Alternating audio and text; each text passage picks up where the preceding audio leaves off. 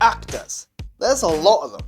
Some of them are known by name, others by appearance, and some just by the roles that they play. The bigger names and the more popular actors and stars out there get all the acclaim and attention. However, there are many actors around the world in various film industries who come in, do a great job, time and time again, and don't get anything. None of the acclaim, none of the attention, sometimes you don't even know their name like I said.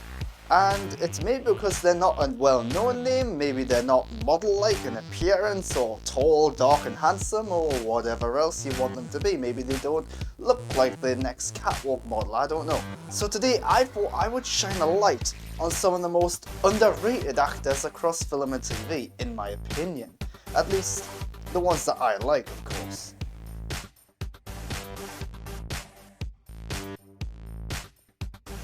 Shay Wiggum.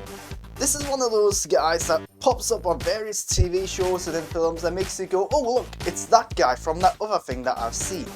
He's a fairly recognisable face. He's been across big Hollywood movies and blockbuster films. He's been in more dramatic roles. He's been in small supporting roles, major supporting roles. Not so much of a leading guy, but you will have seen him in films, in TV. No doubt about it. The thing that probably got him really a lot of attention was Boardwalk Empire.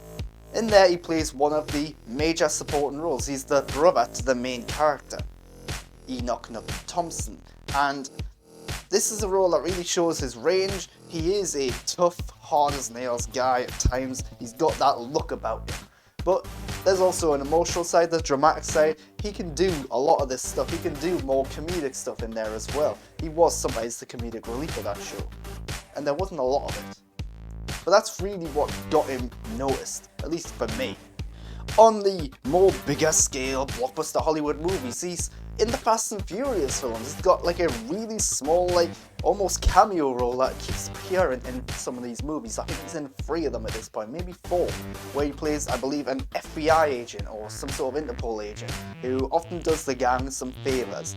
A small role, but that's where he is, and hey, Fast and Furious, he's a part of that franchise. That's a pretty big deal.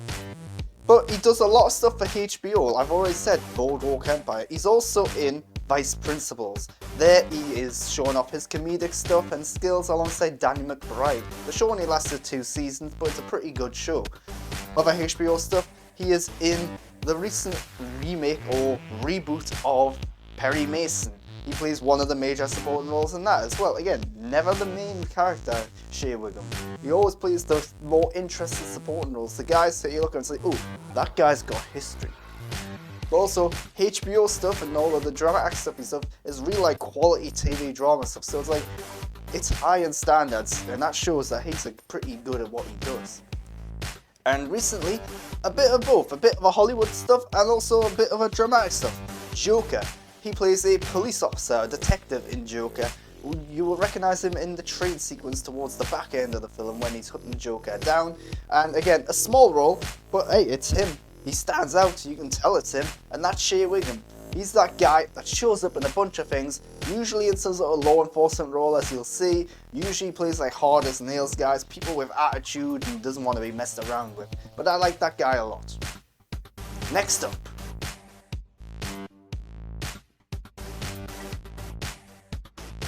Michael Stuhlberg. So Michael Stuhlberg probably got his name and attention and acclaim from a film called A Serious Man from the Coen brothers. And I'll be honest, I haven't seen that film, so I'm not going to talk about it. For me, a bit like Shay Wiggum, I noticed him in Boardwalk Empire. In Boardwalk Empire, he plays a big-time gangster, and he looks the part in the suit. He has this really soft-spoken way of speaking. He can be really intimidating just by looking at him and hearing him talk.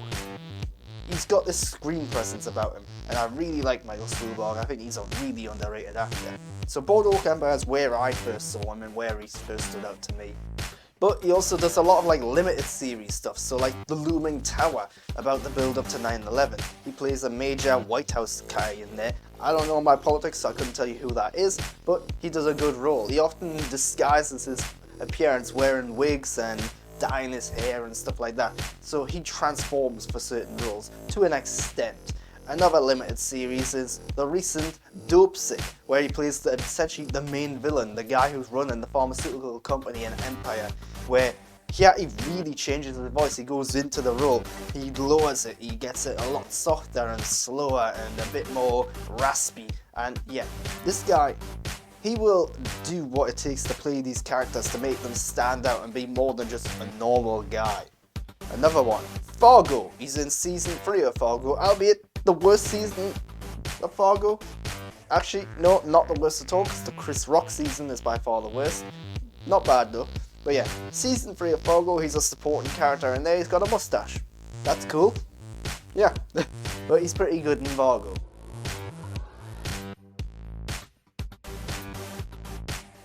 Next up, Garrett Dillahunt. So Garrett Dillahunt, one of the reasons Garrett Dillahunt stands out to me is because he is an actor who will show up in a TV show as one character, then later in the show will show up as a different character.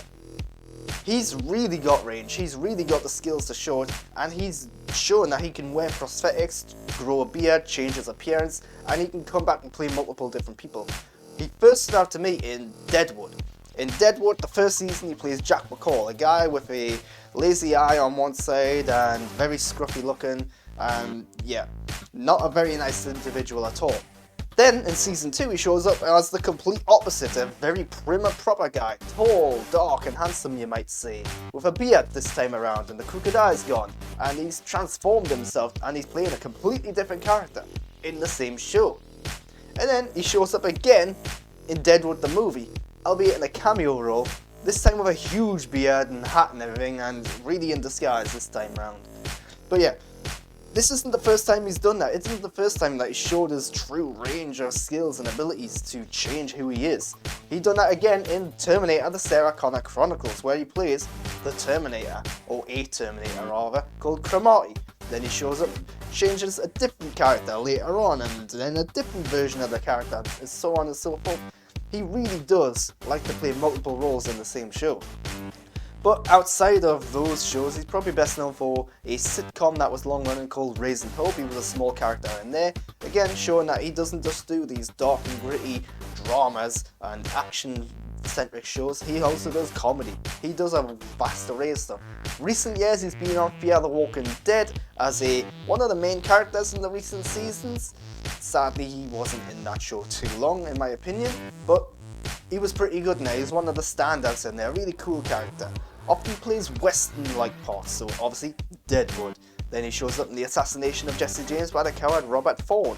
And again, in Fear the Walking Dead, set in Texas area, he shows up as a gunslinger cowboy type character, a former sheriff. And of course he's done a bunch of other stuff like No Country for Old Men as well. Again, the western stuff really sticks with him. In recent years he's actually branched out and started to do more blockbuster style movies. So, Army of the Dead, he's one of the main characters in that film, one of the main antagonists as well, where he is this basically an arsehole character who's clearly got his own motivations, his own goals, apart from the group that he's in. And yeah, he becomes a guy you really like to hate.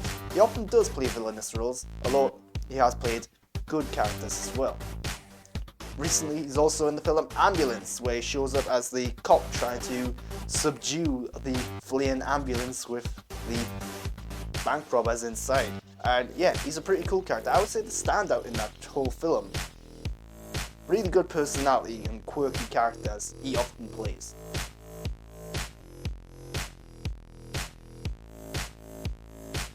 Joe Pantoliano. So Joe Pantoliano, also known as Joey Pants, is probably best known in film for The Matrix. He shows up in The Matrix, the very first Matrix, and he's Cypher, one of the main villains of that film, and has some of the key quotes of that film. It's like, when is a steak not a steak, and so on and so forth. So this is a actor who, again, often transforms his appearance to certain roles. I believe he's bald in real life, so he often wears wigs in certain films and TV shows that he's in. The Matrix is actually one of the few films that I've seen him in where he actually just looks like him, which is unusual. But yeah, Matrix obviously a classic, a big blockbuster Hollywood action flick. What else has he done? Well, The Sopranos. He shows up in The Sopranos and he's absolutely fantastic in The Sopranos. Really shows his range, often there for comedic relief in certain scenes, but as he goes along you find out more about his character. He's a unhinged character to say the least in Sopranos. You piss him off, he's going to react, and not in a good way. And that shows how good he is. He's a very captivating actor in that show. And just to keep with the blockbuster stuff, he's in the Bad Boys movies, at least the first 3 of them. Yes, there are 3 Bad Boys movies now, let's remember. He plays the captain, the guy giving the main characters their orders, and of course, he's got a big attitude problem in that film as well. He likes to shout, he likes to drop F-bombs here and everywhere, and yeah, a lot of attitude, a lot of character, a lot of charisma on Joe Pantoliano. Now, you're probably thinking at this point, these are all men. Well, here's one for you, Linda Cardellini. I'm a big fan of Linda Cardellini. Linda Cardellini is one of those actors that when you see her, you immediately know, oh, I know her from this, or I know her from that. Again, you might not know her name, but she's been in some really iconic things over the past like 20, 30 years now. And because she started out as a child star, we have literally grown up watching her if you've watched some of her key roles from early on, like Freaks and Geeks. That's what made her a big name and a big star. She's the main character in Freaks and Geeks, a dramatic comedy, coming of age, high school set TV show, and a brilliant TV show as well. She's the main character in it, and sadly Freaks and Geeks only lasted 1 season. It was cancelled prematurely. But it made names of Seth Rogen and James Franco, although let's not talk about James Franco anymore. Jason Segel's in there as well. Pretty much all the big like comedic acting roles that you see in Hollywood these days kind of started in Freaks and Geeks, Linda Cardellini included. She then went on to star in ER. The later seasons of ER, she's one of the main characters in there. She's a breath of fresh air in the later seasons of ER, I would say. And ER, always good from the first season to the 15th season in my opinion. But the later seasons, not quite as good as the earlier ones. Linda Cardellini, one of the shining lights in that, I would say. But you might think, right, that's in TV land, what's she done in movies? Well, she was in the Academy Award winning Green Book. I would argue she probably deserved an Academy Award nomination for that. Maybe. Maybe not. Her role's not huge in that film, but it's a worthy one, a good one. In recent years, she's also been in the TV show Dead to Me on Netflix. A really good twist and turn TV show, sometimes a little outlandish, where she befriends the widow of someone because she feels guilty about having killed the husband in the first place in a car crash. So yeah, dark comedy stuff, she's done a lot of that. But the one where a lot of people will probably think, oh, that's her. It's Scooby-Doo. The Scooby-Doo movies, at least the first 2 of them, she played Wilma in those movies, wearing a wig and glasses and the whole classic orange outfit and everything. That's Linda Cardellini, and that's probably what a lot of people will recognize her from. But yeah, she's got a lot of range. Drama, comedy, more outlandish stuff, more serious stuff. I think she's really underrated. Last person I want to talk about is another woman, Lizzie Kaplan. Lizzie Kaplan, for me, first saw her in True Blood. In there she plays the love interest to, I believe his character is called Jason. It has been a while, but in True Blood she shows us everything, as she often does in a lot of her roles, as you'll see. And yeah, she is a very captivating, interesting character, but she's a character where you know she's up to no good. She's a character where you know there's something beneath the surface there. She's not just in it for the love. And yeah, that relationship with Jason goes places. And then the big role that, for me, that I saw her in was Masters of Sex.